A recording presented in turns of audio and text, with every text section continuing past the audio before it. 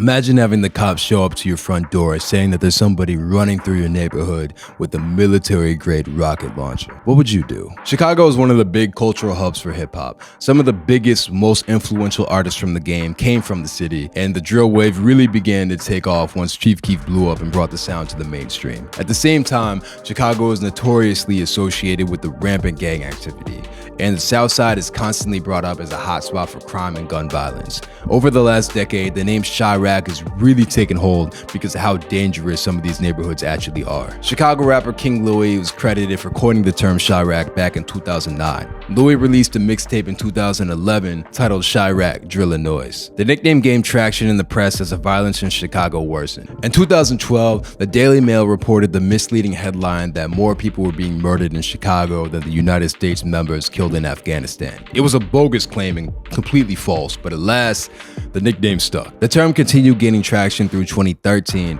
when Will Robson Scott released a documentary titled Chiraq about the violence in Chicago. The following year, another Chicago rapper, Chief Keef, put out an album titled Chiraq Villain. By that point, the term was cemented into pop culture to the point where Spike Lee even made a movie titled Chiraq. While the origins of the nickname have proven to be false, the violence that plagues Chicago makes the war zone comparisons not that crazy. Especially when Chiraq gangsters like Rondo No. 9 start pulling out military-grade rocket launchers out on rivals. Rondo No. 9 was part of the Black Disciples gang and made a name for himself through his drill videos. By 2013, he had built a buzz for himself not only in the streets, but also in the industry through his affiliations with Lil Durk. People were talking about Rondo being the next one out of the South Side, but the thing that really put him on the city's radar had nothing to do with music. In December 2013, Rondo posted a flick of him and IG toting a rocket launcher, like some kind of Rambo shit.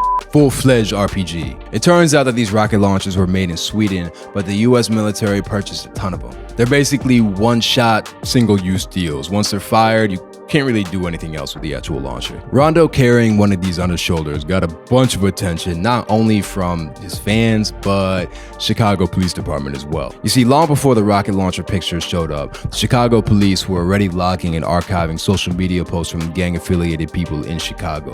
What they found was a disturbing amount of military-grade weapons that had made their way into the city. Everything from submachine guns to ARs and everything in between.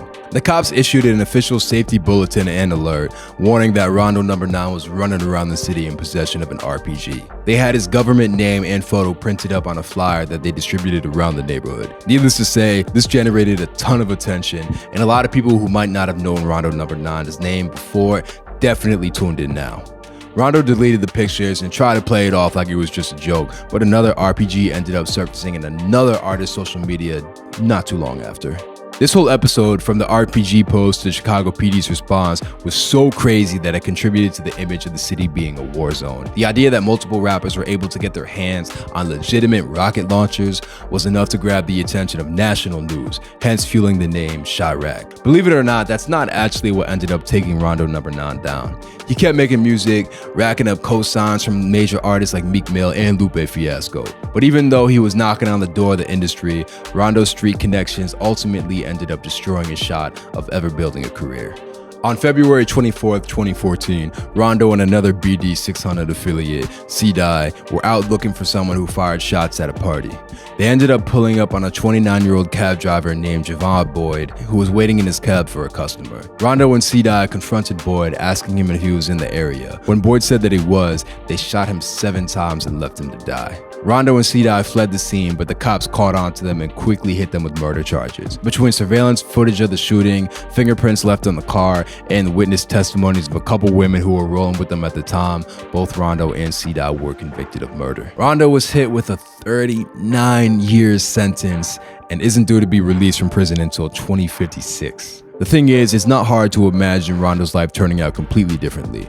Lil Durk's OTF label, which Rondo was a part of, has only gotten a bigger footprint in the culture since then. And with the amount of industry connects that were already tapped in with Rondo, he might have been on the cusp of making it really huge. Between the rocket launcher post, the Chicago PD's alert, and the murder of an innocent man with no gang affiliations at all, Rondo ended up being a perfect example of how Chiraq got its name.